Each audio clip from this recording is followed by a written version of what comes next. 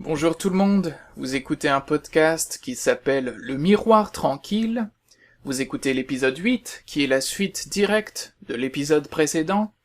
où je parlais des malentendus en politique, où je critiquais l'attitude naïve, acontextualiste, qui consiste à répondre au premier venu et à prendre la parole comme si on s'adressait au monde entier, sans réfléchir à qui on s'adresse véritablement, et sans expliciter nos intentions et toute la contingence de notre point de vue et de notre prise de parole. L'épisode d'aujourd'hui s'appelle « S'entendre » à l'ère du numérique, et c'est un petit jeu de mots, mais pas un jeu de mots hilarant, plutôt l'un de ces jeux de mots énervants que font les philosophes. Et c'est un jeu de mots parce que s'entendre, c'est à la fois s'entendre soi-même, et aussi s'entendre dans le sens de s'entendre les uns les autres, se comprendre, bien vivre ensemble, ce genre de choses. Et ces deux aspects, c'est deux parties d'un même épisode. Vous écoutez la partie 1 de s'entendre soi-même à l'ère du numérique. Dans 3 semaines environ, il y aura la partie 2. Mais dans les deux cas, ma réflexion a été informée par une dissertation que j'ai trouvée sur internet et qui est vraiment bonne, qui est en anglais par contre, le lien sera dans la description. Cette première partie aujourd'hui, c'est donc s'entendre soi-même, parce que comme je vous le dis toujours, c'est un podcast sur la méditation et sur la spiritualité, autant que c'est un podcast sur la philosophie au sens de l'étude de ce qui se passe dans la société. Donc aujourd'hui, je vais approfondir quelque chose que j'ai mentionné dans l'épisode précédent, et qui est cette idée qu'il est important de vivre en pleine conscience ce à quoi cela ressemble d'interpréter les propos d'autrui, de voir ce qui nous influence, de voir ce que l'on ressent, ce que l'on essaye de faire lorsqu'on fait ce genre de choses. Mon but aujourd'hui est donc d'indiquer, de faire remarquer certaines structures, certains aspects de notre expérience qui ont lieu au moment de l'activité interprétative, au moment où on essaye d'interpréter ce que dit autrui. Et une fois que j'aurai fait ces remarques, j'espère que ça permettra à qui veut vivre tout cela en pleine conscience afin de ne pas dérailler dans sa vie ou de moins dérailler, pourra se souvenir, ah oui, il y a cet aspect, je peux faire attention à cet aspect, et je peux l'accueillir en pleine conscience. Mais tout de suite, la dissertation.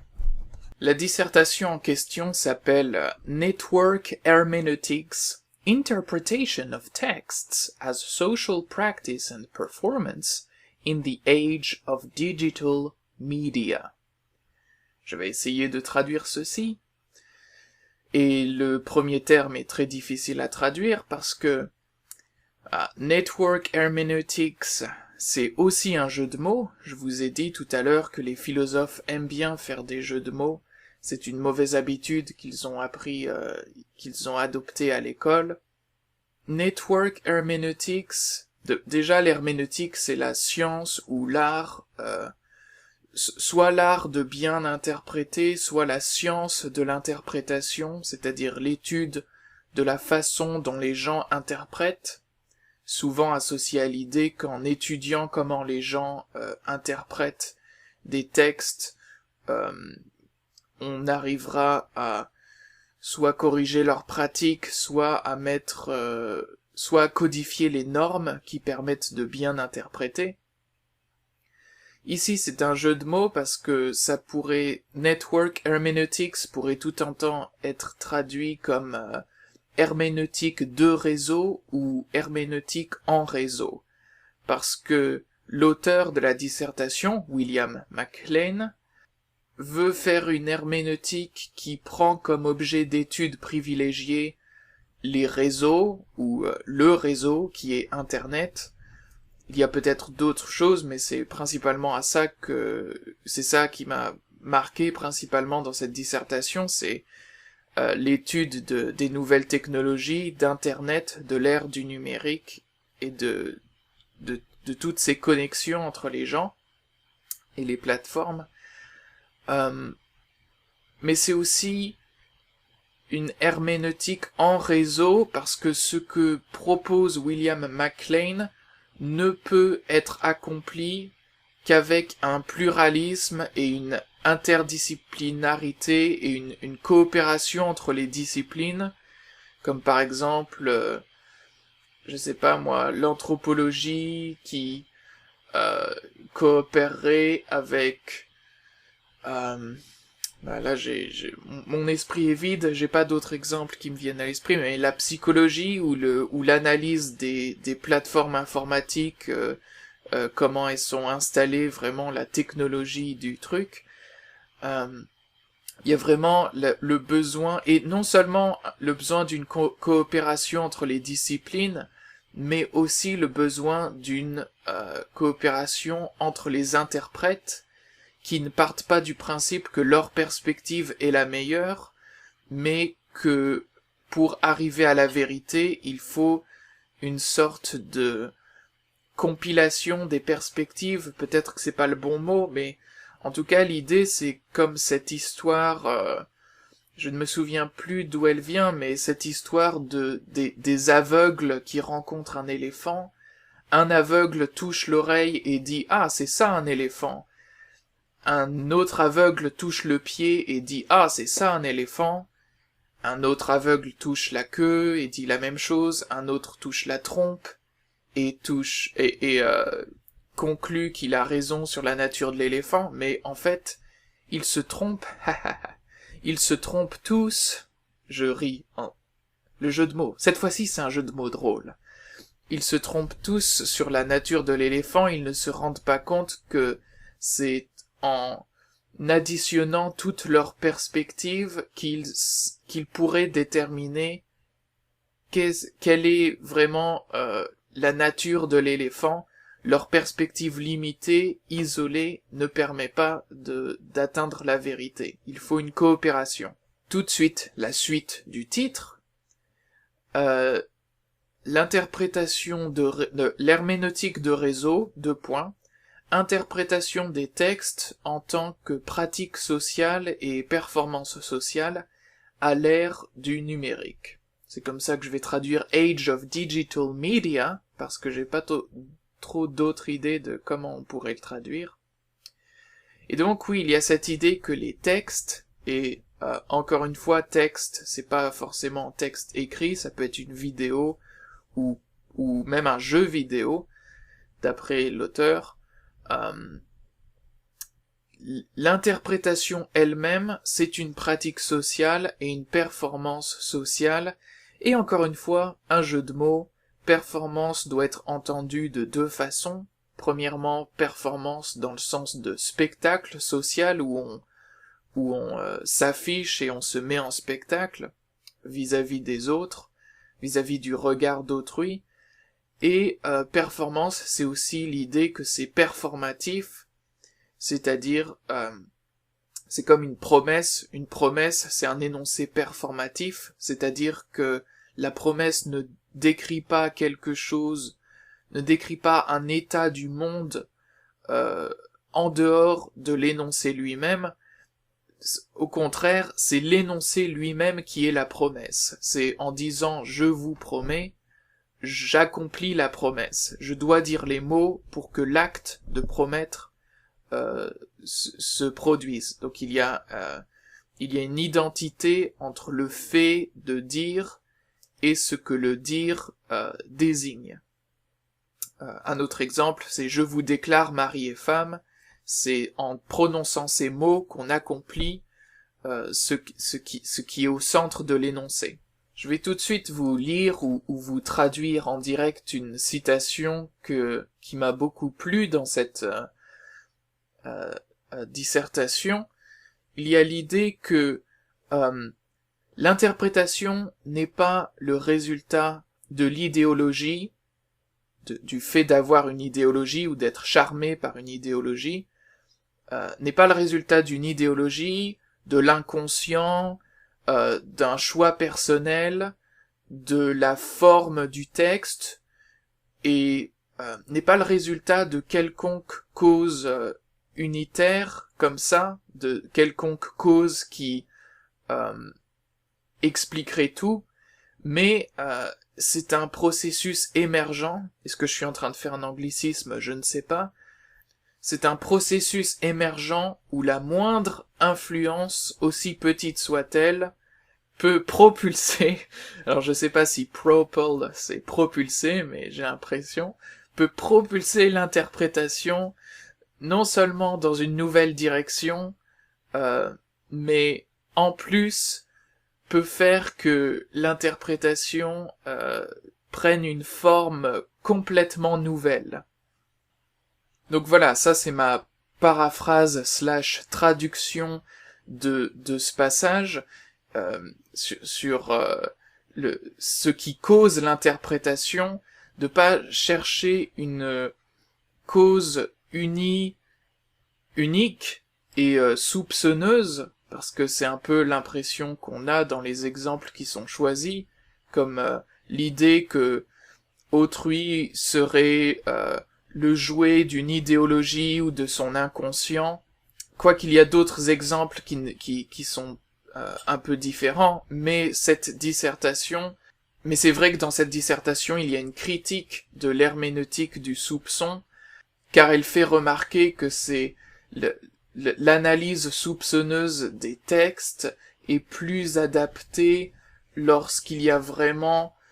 un contrôle de la publication, par exemple de la publication des livres. Là on peut vraiment se demander si ces livres ne font pas que renforcer le pouvoir en place, et cette herméneutique du soupçon est moins pertinente à l'ère du numérique, parce que tout le monde peut publier même des livres en ligne, ou des articles, ou ce genre de choses, et tout de suite c'est moins pertinent d'analyser les textes en se disant, ok, il y a quelqu'un qui a le pouvoir, et il y a quelqu'un qui n'a pas le pouvoir, et il y a une domination verticale de l'un sur l'autre, et sur Internet, c'est plus horizontal que ça, et c'est moins facile de détecter qui a l'ascendant sur l'autre, et c'est peut-être même pas du tout pertinent de penser en ces termes dans certaines situations. Bref, ça c'est pour l'herméneutique du soupçon. J'étais déjà assez sceptique par rapport à cette façon de penser dans le dernier épisode que j'avais enregistré, parce qu'il me semble que ça a créé beaucoup de conflits pour pas beaucoup de résultats au niveau de la pertinence des analyses. Je pense vraiment qu'il y a, même lorsqu'ils font des choses horribles, même lorsqu'ils sont maléfiques, n'ayons pas peur du mot, il y a une vraie sincérité des gens, une vraie naïveté des gens, naïveté franche, qu'il faut garder en tête, pour le meilleur et pour le pire. Une naïveté pour le meilleur et pour le pire. Mais si je vous lis cette citation, c'est pour faire un inventaire de soi-même, parce que je trouve ça vraiment intéressant, cette idée que la plus petite influence va vraiment transformer notre interprétation des choses, des propos des autres, et il y a aussi cette idée que ça crée vraiment des nouvelles formes d'interprétation. Un exemple je cherchais un exemple pour illustrer cela, et ça me faisait penser à, je ne sais pas si vous connaissez, Deepak Chopra, qui est accusé de pseudo-science dans ses propos, mais moi personnellement, si je suis sur Twitter et que je vois une citation de Deepak Chopra sur la spiritualité, et et même si cette citation est obscure et est vraiment dénuée de toute intelligence. D'ailleurs, il y a même un site internet, je ne me souviens plus du nom, mais il y a un site internet qui génère aléatoirement, qui crée aléatoirement des citations de Deepak Chopra et qui pour montrer que il y a l'apparence de la profondeur et il y a il y a rien d'intelligent dans la citation qui est créée aléatoirement, mais il y a cette impression de profondeur qui peut apporter un soulagement spirituel. Eh bien, sur Twitter, je vais peut-être retweeter Deepak Chopra s'il y a une citation spirituelle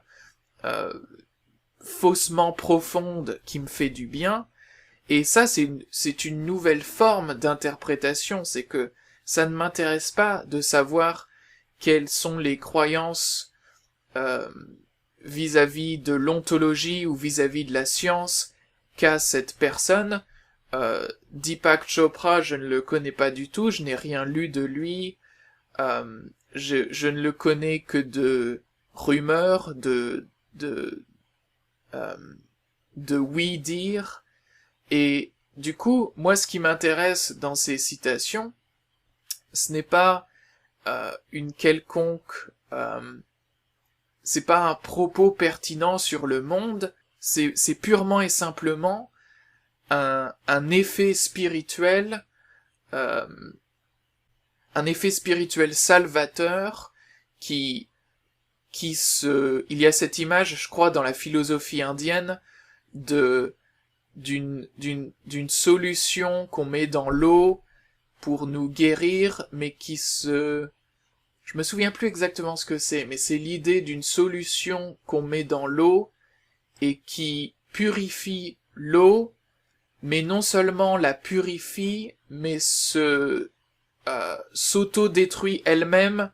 une fois qu'elle a fini de purifier l'eau. Donc, en un sens, elle se purifie elle-même en s'auto-détruisant. Et moi, lorsque je suis devant une citation faussement profonde, spirituelle, ça ne me dérange pas qu'elle soit faussement profonde. Au contraire, je trouve que ça permet de l'auto-détruire une fois qu'elle a fait son office. Donc ça, c'est une forme d'interprétation très idiosyncratique, ça m'est très personnel comme façon d'apprécier, c'est une forme d'interprétation parce que ça me permet d'apprécier un énoncé, de me dire « Ah, ça c'est un bon énoncé ». Mais quelqu'un qui me verrait retweeter ce genre de choses, il aurait peut-être pas la même interprétation que moi de cet énoncé, et il aurait sûrement une idée fâcheuse de ce que je suis en train de faire en retweetant ce genre de stupidité, si jamais il est vrai que c'est des stupidités. Encore une fois, je ne connais que la réputation assez... et je sais même pas si c'est universel, mais moi, des gens que je connais, Deepak Chopra a mauvaise réputation dans mes cercles, mais peut-être que ce n'est pas le cas dans les cas d'un... Bref, je m'en mêle les pinceaux, mais tout ça pour dire que c'est une forme d'interprétation totalement nouvelle. Un exemple de la dissertation de William MacLean, c'est la différence entre quelqu'un qui lit un livre linéairement pour comprendre son propos, peu importe ce que ça veut dire, et à quel point cela est différent de quelqu'un qui ouvrirait une page au hasard et qui mettrait son doigt au hasard sur un mot et qui utiliserait le livre à des fins divinatoires en choisissant des mots au hasard pour essayer de deviner l'avenir, essayer de laisser les dieux lui parler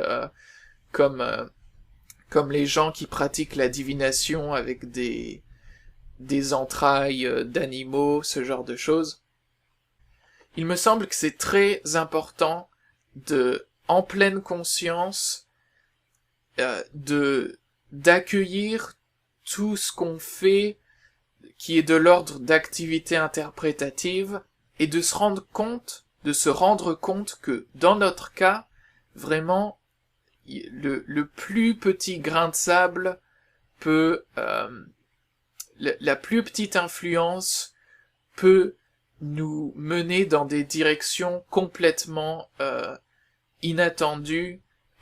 qui pourraient créer des malentendus. Selon William McLean, et c'est dans le titre de la dissertation, donc je pense pas me tromper en disant ça, selon William McLean, l'influence la plus grande, c'est cette idée de pratique sociale et de performance sociale. C'est l'idée que ce qui influence notre interprétation, c'est souvent qu'on a observé la façon dont d'autres personnes interprètent et qu'on les imite. C'est pas tant qu'on imite leurs croyances, leur interprétation une fois qu'elles sont complètement formées, quoique cela aussi arrive, mais c'est plutôt qu'on observe la formation de leur interprétation, la façon dont ils s'y prennent pour interpréter un propos, et on imite cela. Et j'ai déjà donné tout à l'heure l'exemple de l'herméneutique du soupçon, l'idée d'analyser le dessous du texte pour voir comment ce texte essaye de renforcer le pouvoir en place, ou essaye de masquer les désirs de l'inconscient, ce genre de choses. Il y a une herméneutique du soupçon qui avait plus de sens lorsque la production et la diffusion de communication étaient le privilège d'une élite, et les gens qui ont appris à interpréter comme ça de façon soupçonneuse, on va les imiter parce que on va les imiter si jamais ils sont proches de nous, si jamais ils font partie de nos proches. On a tendance à imiter ce que les gens font, la façon dont ils pensent, parce que on a l'impression que le fait qu'il y a un exemple sous nos yeux donne une certaine légitimité à la pratique. À cela s'ajoute toute cette idée de performance sociale, et c'est l'idée de vouloir appartenir à un groupe, de vouloir afficher son appartenance à un groupe, et encore une fois, je pense qu'il y a une certaine sincérité là-dedans, une certaine naïveté qui est pas malicieuse, mais qui peut avoir de mauvaises conséquences. Donc, c'est une autre de ces choses auxquelles il faut faire attention, qu'il faut examiner en pleine conscience, c'est ce besoin d'appartenance, ce besoin de signaler son appartenance, et une appartenance qui est vraiment pas juste une appartenance pour elle-même, juste pour ne pas se sentir seul. C'est vraiment une appartenance où on se dit « Ah bah ce groupe social a des valeurs avec lesquelles je suis d'accord, et donc il faut promouvoir ces valeurs, et donc il faut faire avancer la cause, ou je ne sais quoi. » Un autre exemple de ce à quoi on devrait être attentif, si on choisit d'examiner ce genre de choses, c'est le sentiment de fausse familiarité, ou l'impression de fausse familiarité, c'est-à-dire que, par exemple, on lit, ou on connaît le titre d'un livre, et on a l'impression de savoir ce qu'il y a dans ce livre. Même parfois, on a l'impression de pas avoir à le lire, parce qu'on sait déjà ce qu'il y a dedans, en gros, et ça suffit pour faire les jugements qu'on veut faire. Et c'est assez important de le remarquer, ça, parce que ça a des implications affectives. On lit le titre d'un article et on croit qu'on sait déjà ce qu'il y a dedans, et cette impression n'est pas légitime, et cette impression est durable, elle dure, et elle n'est pas limitée au jugement qu'on a sur cet article ou ce livre en particulier,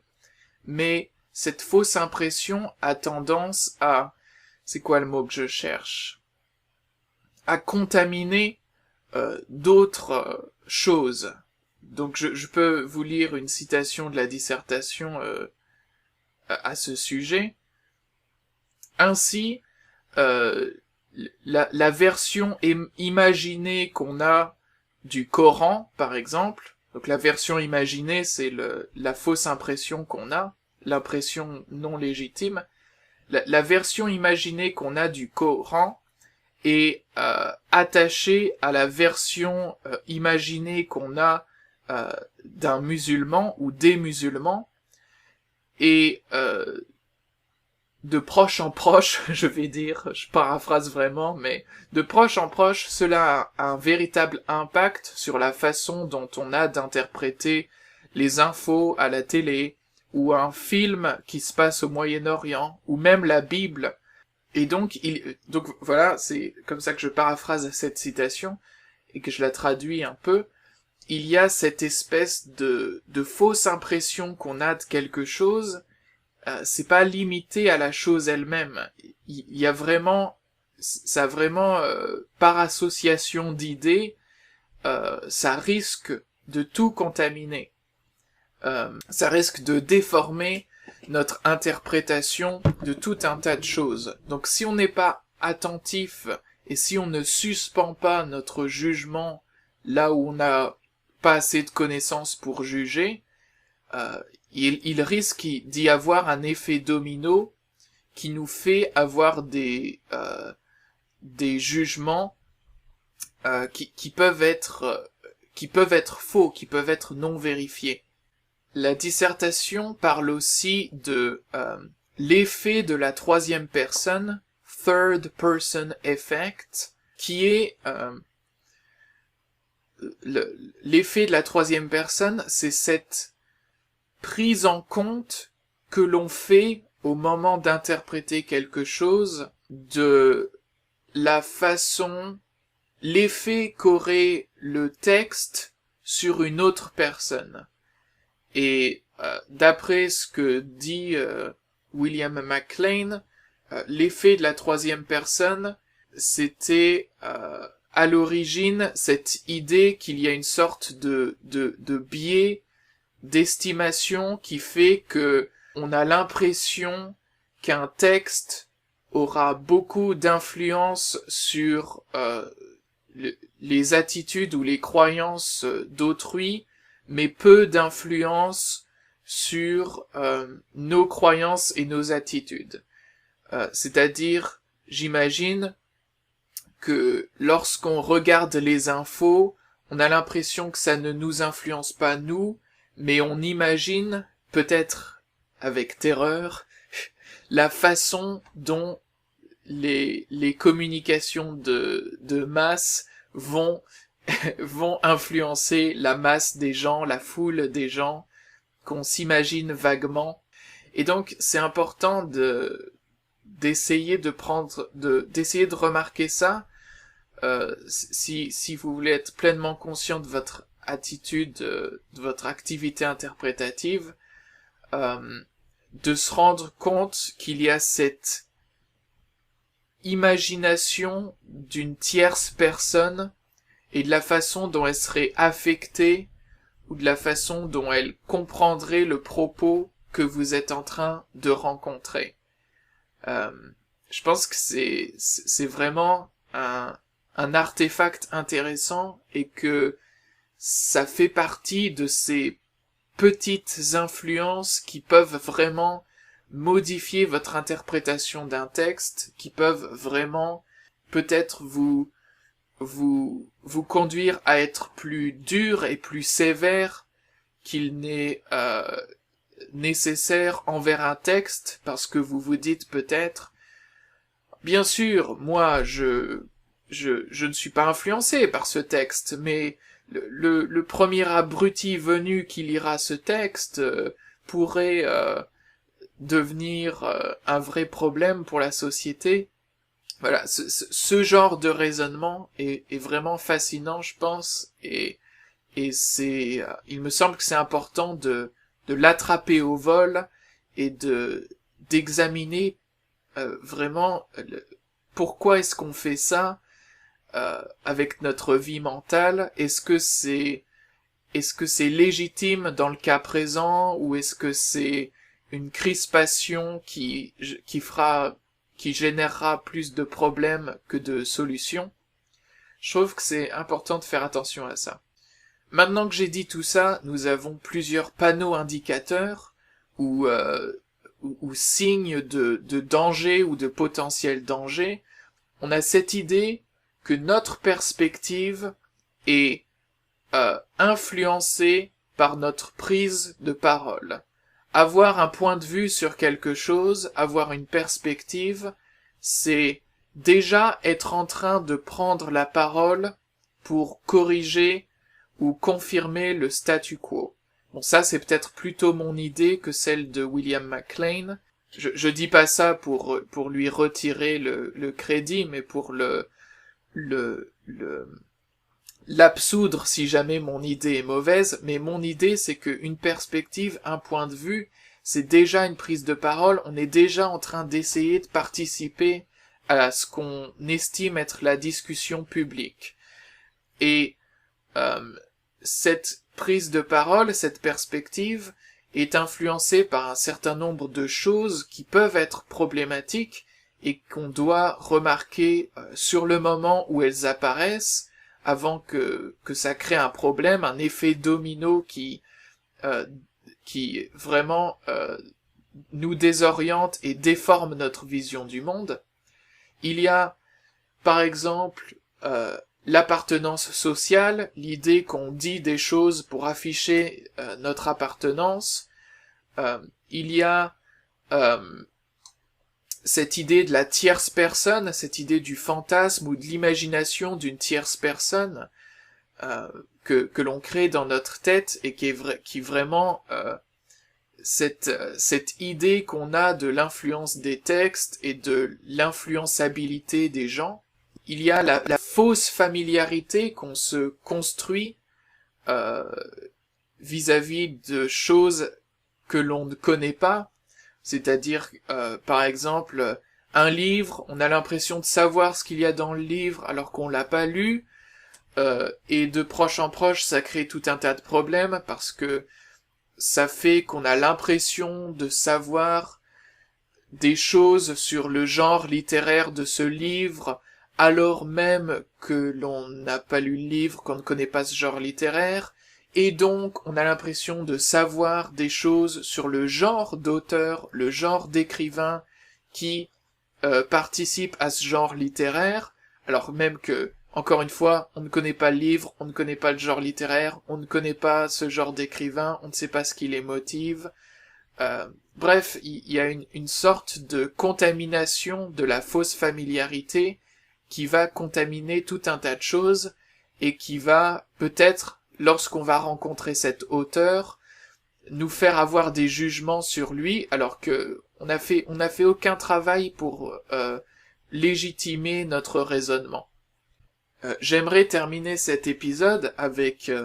un autre panneau indicateur, et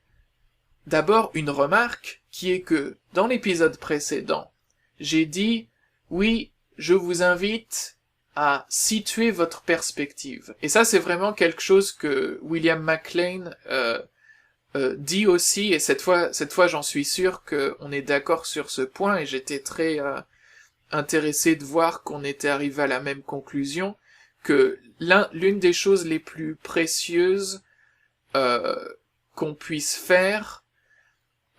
c'est de vraiment situer sa perspective, situer son point de vue, examiner toute la contingence de notre point de vue, de notre prise de parole, expliciter pourquoi lorsqu'on prend la parole, on parle comme ça, on choisit ses mots, on choisit ses procédés argumentatifs, qu'est-ce qui nous a fait croire qu'il était important d'insister sur ceci ou cela, où est-ce qu'on trouve nos informations, à qui est-ce qu'on a parlé avant avant de se faire un avis sur une question précise, qui nous a influencé, qu'est-ce qu'on a lu, qu'est-ce qu'on n'a pas lu. Donc oui, dans l'épisode précédent, j'ai dit qu'il fallait faire tout ça, mais je ne l'ai pas fait moi-même, et je trouve que c'est assez intéressant que, au moment même où je disais, oui, il y a cette attitude naïve qui consiste à prendre la parole sans se situer par rapport aux autres, en répondant au premier venu, et en parlant comme si on s'adressait au monde entier, sans se rendre compte qu'on a ce sens... on a cette impression naïve qu'on s'adresse à notre tribu, mais c'est pas... à notre époque, on ne s'adresse pas à une tribu d'une centaine de personnes, on s'adresse vraiment à beaucoup plus de gens, surtout si on poste quelque chose sur Internet. J'ai dit qu'il fallait faire ça, et je l'ai pas fait moi-même au moment même d'enregistrer cet épisode. Et ce que j'ai remarqué, c'est que je suis dans une situation assez intéressante qui est d'accord, je stigmatise le fait de répondre au premier venu et de s'adresser à la terre entière, mais c'est un peu la situation dans laquelle je suis en créant un podcast qui est en train de chercher son public, est en train d'essayer de se définir, et donc je suis dans cette situation où je ne sais pas vraiment à qui je m'adresse. Je m'adresse à un potentiel public qui n'est pas encore formé, qui n'est pas encore là, et c'est comme si je parlais au vide, de la façon la plus acontextualiste possible. Sauf qu'il y a un contexte à mon propos, et que peut-être qu'il faudrait que je fasse plus d'efforts pour l'expliciter. C'est qu'en fait, je me prends comme prototype je fais comme si mon interlocuteur c'était moi, en fait. C'est-à-dire que je me prends comme prototype de la personne à laquelle je m'adresse. Comme je ne sais pas à qui je m'adresse encore, je me dis, bon, qui est le potentiel public? C'est une personne qui est intéressée par la philosophie, qui, dans le cas de cette série d'épisodes, est intéressé par l'herméneutique, mais en même temps est débutant vis-à-vis de cette discipline. Je cherche vite fait sur Google et sur YouTube, et je ne trouve pas de travaux herméneutiques sur vraiment le nouveau défi posé par l'ère du numérique et la façon dont ça nous apprend quelque chose sur notre façon innée d'interpréter, ou peut-être pas innée, mais il y a cette idée que ce qui vaut pour l'herméneutique de réseau, vaut dans tous les cas, pas juste pour Internet. C'est cette idée de William McLean que son herméneutique de réseau ou son herméneutique en réseau, c'est censé être une herméneutique générale qui vaut pour tout, même lorsqu'on n'interprète pas un texte qui est sur Internet. Internet nous a enseigné un certain nombre de leçons en tant qu'événement historique, et il faut les prendre en compte et créer une nouvelle herméneutique générale. Bref, tout ça pour dire que je recherche vite fait sur Google, je recherche vite fait sur YouTube, je vois qu'il y a une discipline herméneutique, je vois beaucoup d'interprétations de la Bible, je vois beaucoup d'herméneutique biblique, mais je ne vois pas ce qui m'intéressait plus particulièrement. Je trouve une dissertation de ce monsieur qui s'appelle William McLean, et qui est... je fais quand même... Ça m'a pris un peu de temps à trouver cette dissertation, à rechercher ceci, et à trouver quelque chose qui correspondait vraiment à ce qui m'intéressait. Et j'ai l'impression,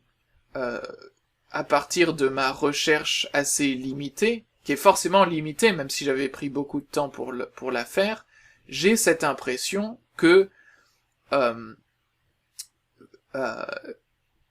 je peux prendre le travail de William MacLean comme avant-gardiste, comme avançant en terrain inconnu, et donc comme frontière épistémique, comme statu quo épistémique, qui est prêt à être modifié par des nouvelles réflexions, des nouvelles informations. Mais peut-être que je me trompe, peut-être que je suis en train de faire se répondre au premier venu, en l'occurrence William MacLean. J'ai toujours l'impression de parler du personnage de Die Hard quand je dis ça, et à s'adresser au monde entier à partir de ce point qui est tout à fait contingent. Et je me demande s'il n'y a pas beaucoup de ça dans notre attitude interprétative, qui est de se prendre soi-même comme modèle de ce drame en deux temps, qui est premièrement je ne savais rien sur le sujet, mais retournement de situation, j'ai acquis des informations et j'ai changé d'avis. Alors soit premièrement j'avais un avis sur la question, mais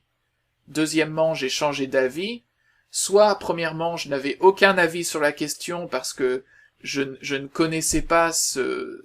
champ de réflexion, et deuxièmement je me familiarise quelque peu, toujours de façon limitée parce que c'est obligé, et je change d'avis ou j'acquiers un avis pour la première fois.